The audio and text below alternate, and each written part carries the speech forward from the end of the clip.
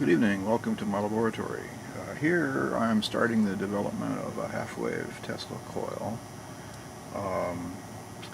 You can see the primary here, which is, I made it originally of 6 turns, but I actually found out that it needs to be tapped at slightly under 3 turns, so that's where the tap is. And then this coil here is about 975 turns of number 33 magnet wire wound on a paper form and insulated quite well with polyurethane varnish, and Corona dope on the ends, and then it goes up into these output leads, and I have 3 neons in series across there just for testing. And for the testing purposes, I'm driving it with the micro Quig board right there. That little flashing light is a reflection from the overhead through my ceiling fan, so don't let that distract you.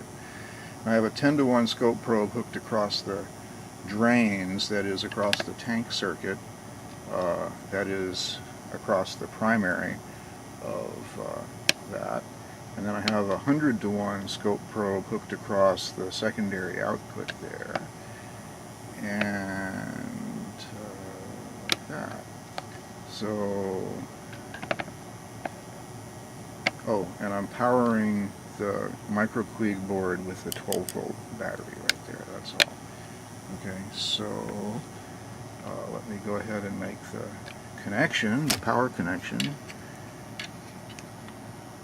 like that. And I guess you can see that the 3 series neons are glowing brilliantly, far brighter than normally, and they get hot fast, so I'm going to go through this pretty quickly. The scope trace over there shows the top trace is at 10-to-1, or rather 10 volts per division, showing the input to the primary. The bottom trace is at 500 volts per division, and that's the neon.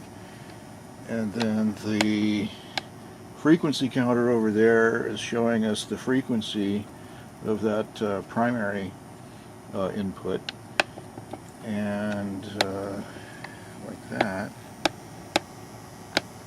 So I'm going to disconnect the power now and remove those neons.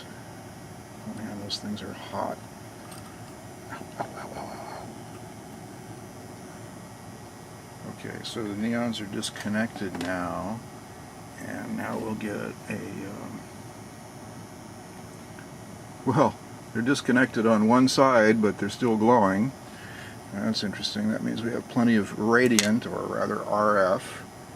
So now I've removed them totally, and connect the power, and now we'll look at the scope traces again. The bottom trace, remember, is at 500 volts per division, so there we're indicating about 1200 volts coming off of the secondary of that bipolar TinselKoil. So we have a voltage amplification factor of about 100-to-1 using the micro Quig feeding that 2.8 turn primary of the bipolar or half-wave resonator there. And that's it. Thank you for watching.